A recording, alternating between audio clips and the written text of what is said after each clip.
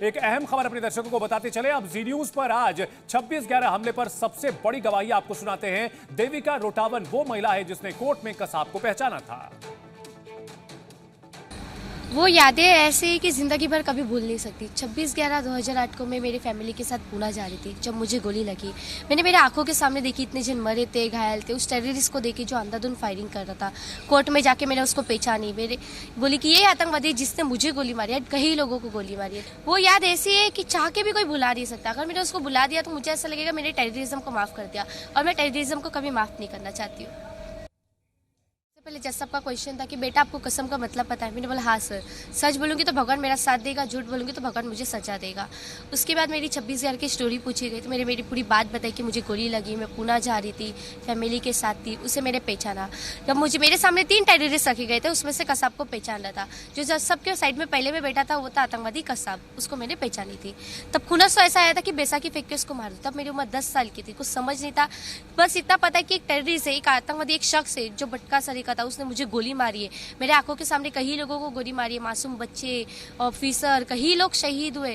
कुछ समझ नहीं आया था कि तब क्या चल रहा है। जब मुझे जिस दिन गोली लगी मैं 9 साल 11 महीने की थी। तकलीफ आज भी मेरे ज़हन में उतनी की उतनी है।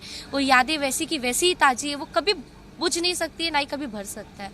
तब वो भरेगा जब कसाब से बड़े बड़े मास्टरमाइंड बैठे हैं, जो पूरा टेररिज्म खत्म होगा, जब मुझे एक ऐसा लगेगा कि पूरा इंसाफ मिला गया है।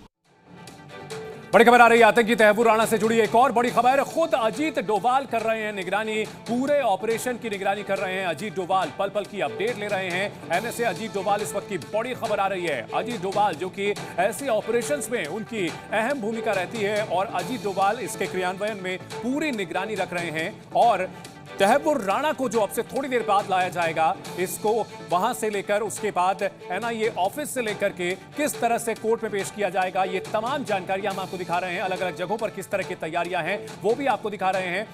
तो जैसा कि हमारे सहयोगी राहुल ने बताया कि तिहाड़ जेल में पूरी सुरक्षा है, लेकिन तिहाड़ जेल से पहले उसे अदालत में पेश किया जाएगा। और अदालत से हमारे सहयोगी अरविंद हमारे साथ जुड़े हुए हैं। अरविंद, अदालत में क्या कार्रवाई होगी और किस तरह की तैयारियां वहां पर है, हमारे दर्शकों को बताएं।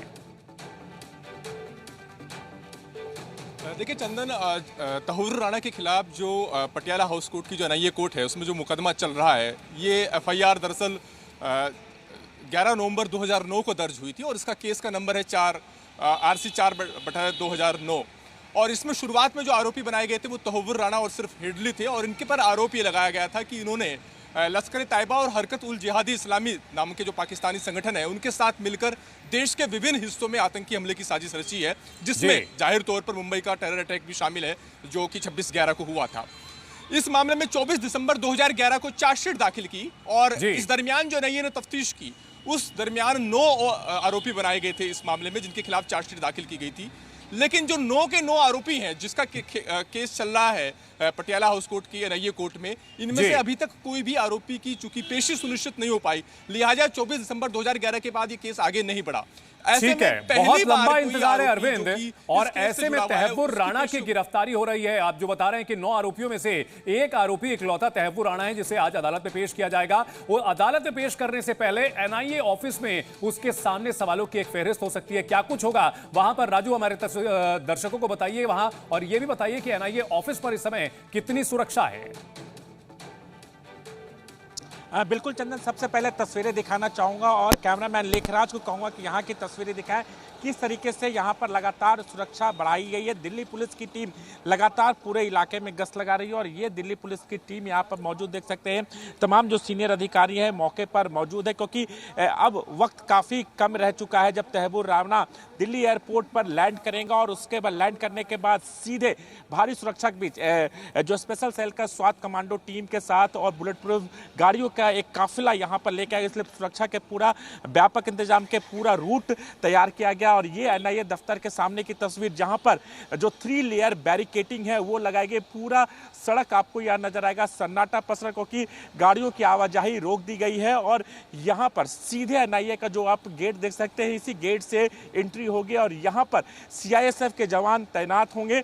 यहाँ पर सबसे पहले एनआईए हेडक्वार्टर लाने के बाद यहाँ पर तहव्वुर राणा का मेडिकल कराया जाएगा, उसके बाद उसे एनआईए कोर्ट में पेश किया जाएगा। हालांकि पटियाला हाउस कोर्ट में सुरक्षा बढ़ा दी गई है, लेकिन हो सकता है कि वीडियो कॉन्फ्रेंसिंग के जरिए भी उसे कोर्ट के सामने पेश किया जा सकता है। और जो सवालों की फहरिस्त है, कैसे साजिश रची गई, जो मास्टरमाइंड है वो है पाकिस्तान के, किस तरीके से आईएसआई के जो लिंक थे, लश्कर-ए-तोयबा के लिंक थे, तमाम चीजों को लेकर सवालों की एक लंबी फहरिस्त तैयार की गई, पूछताछ की जाएगी। अलग-अलग इन सब के बीच राजू, हम अपने दर्शकों को यह भी बता रहे हैं कि 26 नवंबर को जिस तरह से हमला हुआ था, उस समय जो चश्मदीद थे, जो भुक्तभोगी थे, उनका क्या कहना है। छोटू चाय वाला जिसने कसाब के आतंक को देखा था, उसकी मांग है कि तहव्वुर राणा को फांसी दी जाए, उसे कसाब की तरह बिरयानी ना खिलाई जाए। सुनाते हैं आपको छोटू ने क्या कहा है।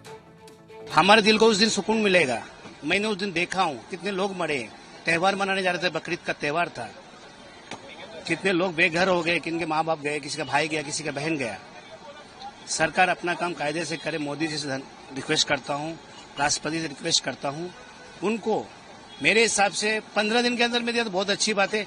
20 पब्लिक में दिया तो आज पाकिस्तान का आतंकवादी को डर पैदा होएगा। नहीं तो उनको मारना है या मरना है। आज 16-17 साल हो गया, किसी के घर में जाके पूछो, किसी का बाप चला गया। पैसा देने से कुछ नहीं होता है। आज मैं वहीं पे हूँ। सरकार हमारे लिए नहीं सोचती है, आतंकवादी लोग लिए सोचती है।